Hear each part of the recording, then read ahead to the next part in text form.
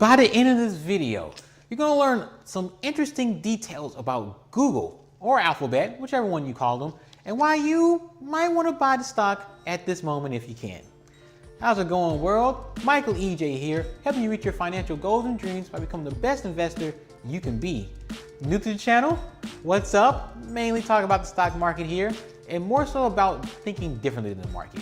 If you want to beat the market, I believe you got to think differently than the market. So if you want to think differently than the market, make sure to subscribe, like this video, and let's get started. Now, the inspiration behind this video actually comes from this book called The Four, The Hidden DNA of Amazon, Apple, Facebook, and Google by Scott Galloway. Really good, interesting read I'm going through right now.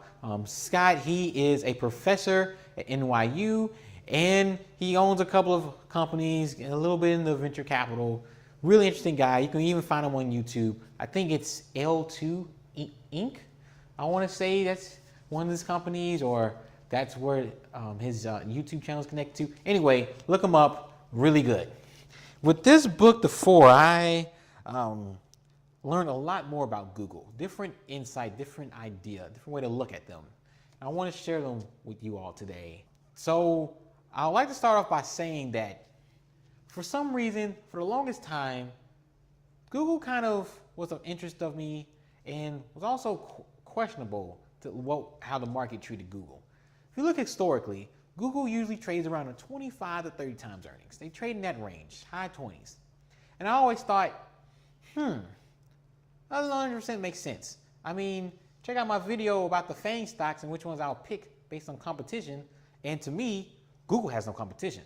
Like, how can you compete with the search engine thing? You got Google itself and you got YouTube. The two biggest search engines, and third is way behind, like not even close. So how are they only trading at this multiple, and Facebook's at 40 to 50 times earnings, and we all know about Amazon, they're in the hundreds.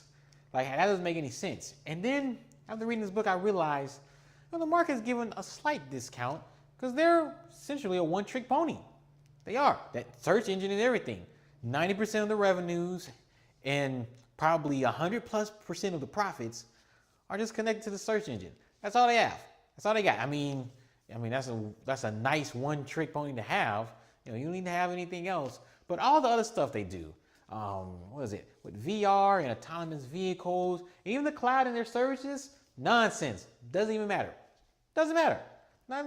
Doesn't even need to be needed. You got 90% of the business is all you need because it probably produces 100% of the profits. And what's really powerful about Google is it's like the new Bible, in that as technology has evolved and we can become more and more digital age, less and less people are connected to religion. But some of the things you will probably tell like your pastor or rabbi in sharing secrets, or some of your deepest and like dirtiest thoughts that you'll never think of, you'll never tell anybody, you ask Google about, I mean, there's some interesting stuff. You ask Google about how to kill somebody, or how to kill yourself, how to kill somebody in their sleep and no evidence is left. Ask them about things pertaining to sex, and you ask them about things pertaining to just relationships in general. I mean, these are topics that I probably wouldn't talk about with my parents only like my the best friend. I would bring up a lot of these things. And yet, you bring up a lot of these things with Google. It is what it is. You just type in and it gives you an answer. So it has this kind of strong pull that always will be around. The brand is super strong, and it's just hard. You just can't break it. Absolutely cannot break it. And also learn this new concept, which is Google is dominating the industry profit market share. When we usually look at market share, we mainly look at revenues. And then maybe secondarily we'll look at assets of the company, look at their balance sheet. A different way to look at Google and some of the other things, mainly Amazon. Amazon's in this plane too. They're in this boat. In that, if you actually look at industry profits, like just look at operating profits, Google owns almost all the profits, almost all of them. They own almost all of the market share and sales, but it's even stronger on the profit level. And That's one of the powers here. So if you buy Google, you're buying a business that essentially owns the market. I mean, no wonder there's some antitrust thoughts with this company, and they ran into problems in Europe and stuff because they own the market. I mean, yeah, on a sales perspective, you can make a case it's not a monopoly. On profits, you cannot make that case. So you kind of are investing in a monopoly here, kind of are. So that's pretty good. Latest growth, maybe they grew over 20% at least in revenue and similar, not as much in profits because they plan on doing more reinvestments. But the growth now is coming more from mobile ads on your mobile phone as well as from YouTube. YouTube is starting to play a role. I remember the days in the conference calls where sales side analysts were just like, what are you going to do with this thing? This thing is just burning money. And now, it's starting to pay off. It's starting to pay off with more engagement, more and more YouTube channels like this one and others, starting to play a bigger role. It was just going to continue to do its thing. It's just going to continue to do its thing, continue to grow. Expect this to continue. The business is going to continue to reinvest in the search engine and in other areas.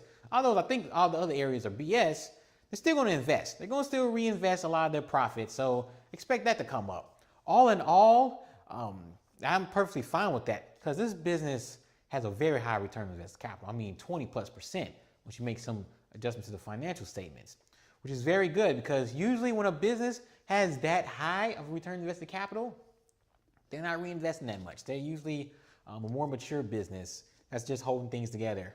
And this is not the case. This is very different. So I am all about it because I'm about fundamental growth, which is return on invested capital times the reinvestment rate. So the fundamental growth is here. I see this company right now fairly valued, maybe slightly overvalued. Here's why. Because of the change in investing more and having more expenses, now they're trading at 60 times earnings. It's a fluke because going forward, next 12 months, it goes back to normal, about 25, 26 times. But today, they're trading at 60, trailing, the number I pay the most attention to, which is ridiculous. I mean, and even though they have a lot of good characteristics, it's still a little high, still kind of high for them. So there's some scary stuff going on that perspective. But with all the good fundamental growth happening, all the market dominance that's happening, this stock is a really good long-term investment. You got to invest in Google if you have the money. I know some is because it's a little pricey too, but hey, if you got it, you should go for it and hold on to Google for a while. A while for me is maybe a year, but for most people, it's multiple years. This is a stock you should hold on to for multiple years. And that's what I have for you all today. Always look in different ways to inspire you and also add ideas whenever you're trying to invest in the stock market. You need to think differently. So I'm reading more of a business book versus just a pure financial book. And I read a lot of economic stuff instead of just pure financial news.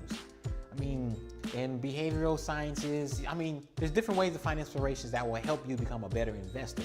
That's what it's all about. And the best way to become a better investor is to think differently. Michael E. J. here, helping you reach your financial goals and dreams by becoming the best investor you can be. And I'll see you in the next video. Peace.